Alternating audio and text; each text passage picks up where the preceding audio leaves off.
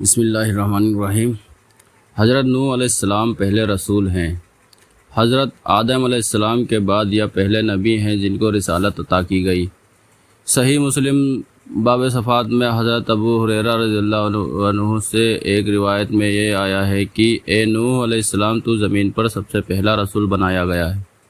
نوح علیہ السلام کی قوم دعوت و تبلیغ اور قوم کی نافرمانی۔ حضرت نوح علیہ السلام کے نبی بنائے جانے سے پہلے تمام قوم اللہ کی توحید اور صحیح مذہبی روشنی سے پوری طرح انجان بن چکی تھی،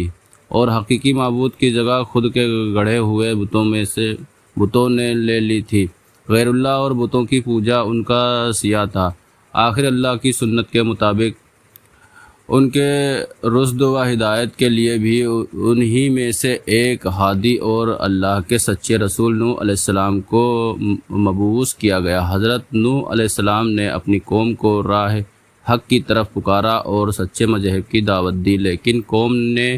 نہ مانا اور نفرت اور حقارت کے ساتھ انکار کیا۔ قوم کے امیروں اور سرداروں نے ان کے جھٹلانے اور انہیں ذلیل کرنے کا کوئی پہلو نہ چھوڑا، اور ان کے امیروں اور سرداروں کے ماننے والے نے انہی کی پیروی کے ثبوت میں ہر قسم کی توہین کے طریقوں کو حضرت نوح علیہ السلام پر آزمایا۔ انہوں نے اس بات پر تعجب کیا کہ جس کو نہ ہم پر دھن دولت میں برتری حاصل ہے اور نہ وہ انسانیت کے رتبے سے بلند ہے، فرشتہ ہیکل، اس کو کیا حق ہے کہ وہ ہمارا پیشوا بنے اور ہم اس کے حکموں کو مانیں؟ وہ قوم کے غریب اور کمزور لوگوں کو جب حضرت نوح علیہ السلام کے پیچھے چلنے والے اور پیروی کرنے والے دیکھتے تو گھمنڈ بھرے انداز میں ذلیل سمجھ کر کہتے، ہم ان کی طرح ہیں کہ تیرے فرمان پر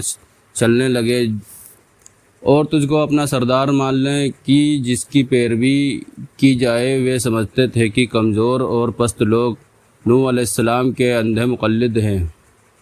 نہ ان کے پاس کوئی سمجھ اور نہ یہ ہماری طرح جانچی پرکھی رائے سے کام لیتے ہیں اور اتنا شعور کی حقیقت حال کو سمجھ لیتے، اور اگر وہ حضرت نوح علیہ السلام کی بات کی طرف کبھی توجہ بھی دیتے تو ان سے اصرار کرتے کہ پہلے ان قوم کے پست اور غریب لوگوں کو اپنے پاس سے نکال دیں، تب ہم تیری بات سنیں گے، کیونکہ ہم کو ان سے گھن آتی ہے اور یہ ایک جگہ نہیں بیٹھ سکتے۔ حضرت نوح علیہ السلام اس کا ایک ہی جواب دیتے کہ ایسا نہیں ہوگا، کیونکہ یہ اللہ کے مخلص بندے ہیں۔ اگر میں ان کا ساتھ ایسا معاملہ کروں جس کی تم خواہش رکھتے ہو تو اللہ کے عذاب سے میرے لیے کوئی پناہ گاہ نہیں ہے۔ میں اس کے دردناک عذاب سے ڈرتا ہوں۔ اس کے یہ اخلاص کی قدر ہے، امیر و غریب کا وہاں کوئی سوال نہیں۔ ساتھ ہی ارشاد فرماتے کہ میں تمہارے پاس اللہ کی ہدایت کا پیغام لے کر آیا ہوں، نہ میں نے غیب دانی کا دعویٰ کیا اور نہ فرشتہ ہونے کا۔ اللہ برگزیدہ پیغمبر اور رسول ہوں، اور دعوت و ارشاد میرا مقصد ہے۔ اس کو سرمایہ داران بلندی، غیب دانی یا فرشتہ ہیکل ہونے سے کیا واسطہ؟ قوم کے یہ کمزور اور غریب لوگ جو اللہ پر سچے دل سے ایمان لائے تمہاری نگاہ میں اس لیے حقیر و ذلیل ہیں کہ تمہارے طرح دھن دولت والے نہیں ہیں، اور اس لیے تمہارے خیال میں یہ نظر خیر حاصل کر سکتے ہیں اور نہ سعادت، کیونکہ یہ دونوں چیزیں دولت و عصمت کے ساتھ ہیں، نہ کہ غریب اور اخلاص کے ساتھ۔ سو وجہ رہے کہ اللہ کی سعادت و خیر کا قانون ظاہری دولت و عصمت کے تابع نہیں ہے، اور نہ اس کے یہاں سعادت کی ہدایت کا حاصل کرنا اور پانا سرمایہ کی رونق کے اثر میں ہے، بلکہ اس کے خلاف نفس اطمینان، اللہ کی رضا قبل کا گنا اور نیت و عمل اخلاص پر موقوف ہے۔ حضرت نوح علیہ السلام نے یہ بھی بار بار تنبیہ کی کہ مجھے اپنی دعوت پہنچانے اور ہدایت کے راستے پر لگانے میں نہ تمہارے مال کی خواہش ہے اور نہ جہاں منصب کی میں اجرت کا طلبگار بھی نہیں ہوں۔ اس خلافت کی حقیقی اجر و ثواب اللہ تعالیٰ کے ہاتھ میں ہے اور وہی بہترین قدر کرنے والا ہے۔ بہرحال حضرت نوح علیہ السلام نے انتہائی کوشش کی، بدبخت قوم سمجھ جائے، اللہ کی رحمتوں کی پناہ میں آ جائے، مگر قوم نے نہ مانا، اور جتنا اس اور سے حق کی تبلیغ میں جدوجہد ہوئی، اسی قدر قوم کی اور سے بغض اور دشمنی میں سرگرمی ظاہر کی گئی، اور تکلیف پہنچانے اور چوٹ دینے کا تمام طریقوں استعمال کیا گیا، اور ان کے بڑوں نے عام لوگوں سے صاف صاف کہہ دیا کہ تم کسی طرح ود، سوا، یغوث اور نصر جیسے بتوں کی پوجا کو نہ چھوڑو، اور آخر میں تنگ آ کر کہنے لگے، اے نوح، تو نے ہم سے جھگڑا کیا، بہت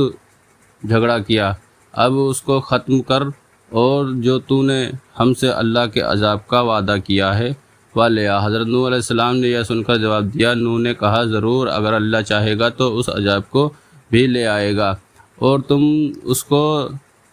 تھکا دینے والا نہیں ہوں۔ اس طرح جب قوم کی ہدایت کے پہلے حضرت نوح علیہ السلام بالکل مایوس ہو گئے، اور اس کی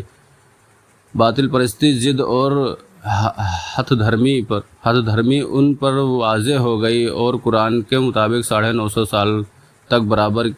کی جا رہی دعوت و تبلیغ کا ان پر کوئی اثر نہیں دیکھا گیا، تو بہت زیادہ ملول اور پریشان خاطر ہوئے۔ تب اللہ تعالیٰ نے ان کو تسلی دیا، فرمایا، اور نوح پر وحی کی گئی، جو ایمان لے آئے اب ان میں سے کوئی ایمان لانے والا نہیں ہے، پس ان کی حرکتوں پر غم نہ کریں۔ تب حضرت نوح علیہ السلام کو یہ معلوم ہو گیا کہ ان کے حق پہنچانے کو کوتاہی نہیں ہے، بلکہ خود نہ ماننے والوں کی استعداد کا قصور ہے، اور ان کی سرکشی کا نتیجہ۔ تب ان کے اعمال اور حرکتوں کا اثر قبول کر کے اللہ تعالیٰ کی بارگاہ میں دعا فرمائی، اے پروردگار، تو کافروں میں سے کسی کو بھی زمین میں باقی نہ چھوڑ، اگر تو ان کو یوں ہی چھوڑ دیا تو تیرے بندوں